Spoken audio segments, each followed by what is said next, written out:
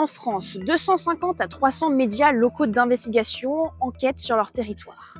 La particularité de leurs journalistes, ils vivent là où ils travaillent, ce qui les expose à beaucoup plus de pression que leurs collègues de presse nationale. Menaces physiques, intimidation, procès. Travailler localement peut avoir de véritables conséquences sur leur vie de tous les jours, comme pour Morgane Large. Morgane Large est journaliste d'investigation pour le média breton Splan. Elle enquête depuis des années sur l'agro-industrie, un sujet sensible dans une région où les intérêts économiques sont puissants. En 2020, après plusieurs enquêtes publiées, quelqu'un retrouve son adresse.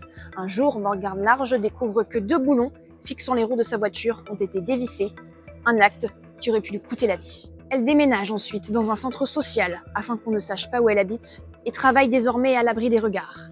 Elle a changé tous ses trajets quotidiens. Publier des informations personnelles sur quelqu'un dans le but de lui nuire à un nom, on appelle cela le doxing. Cette pratique est condamnable par la loi de 5 ans d'emprisonnement et 75 000 € d'amende. L'intimidation ne s'arrête pas aux menaces physiques, elle peut également être juridique. Suite à la sortie de leurs enquêtes, les journalistes d'investigation locale peuvent être assignés en justice. On appelle cela les SLAP, Strategic Lawsuit Against Public Participation. En français, procédure Bayon. Le but, intimider les journalistes ainsi que leurs entreprises de presse. Le coût moyen d'une défense, 1 500 à 10 000 €, et la durée moyenne de ces procédures, 8 à 24 mois. Le but n'est donc pas de gagner en justice, mais d'affaiblir les enquêteurs, psychologiquement et financièrement. Au-delà des procès, il y a aussi la surveillance directe, celle qui se vit au quotidien pendant les reportages. Thibaut Dumas est rédacteur en chef de Médiacité Nantes. Pendant 15 ans, il a enquêté sur Notre-Dame-des-Landes.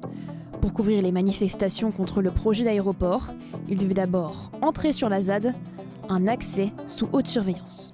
Ils vont me laisser rentrer en ayant vérifié au préalable qui j'étais. Donc, ils vont faire une petite vérification en ligne sur les réseaux sur qui j'étais.